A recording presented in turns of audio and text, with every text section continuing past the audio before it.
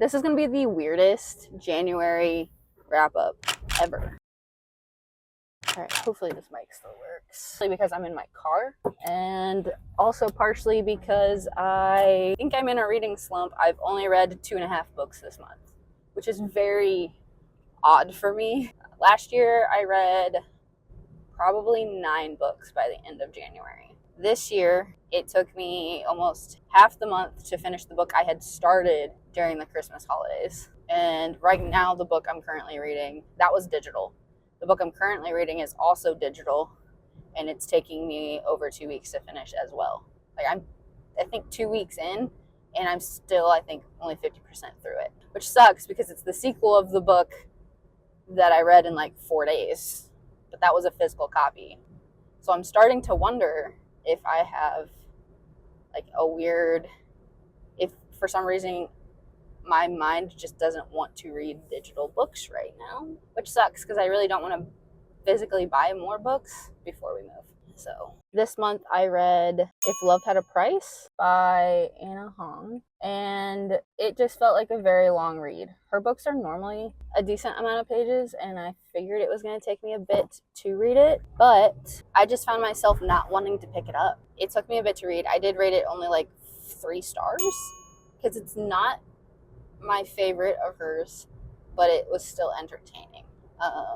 I think I like her Twisted series a little bit better, the Twisted Love series a little bit better. Something about this one, and I don't know if it was like her first series, I'm not connecting to as much. It might be better in audio. The second book I read was Hooked by Emily McIntyre. I will butcher authors' names forever. Same as if you asked me to read out loud, I can't do it. It's not a retelling of Peter Pan. It's kind of an interesting, like, there are details that hint to Peter Pan, but it's not anything like the story of Peter Pan. I'm gonna keep saying Peter Pan. I can't tell you how many times I turned to Kyle going, "You won't believe what Tiger Lily is." And yes, I said what, not who. Like, that kind of stuff has changed like throughout the story, and it's a dark romance. It's spicy. It's it was really fun though reading it and seeing like, oh, this is Peter Pan, this is Wendy, this is Hook, this is like seeing the different characters as different characters. And I found it really entertaining. So I think I rated it 4 stars. I'll have to double check, but rating. The book I'm currently reading is the second book of the Never Ever series, Scarred. I think it's supposed to be Lion King, and I'm reading it digitally on my phone, and I'm finding it hard to get into, I guess.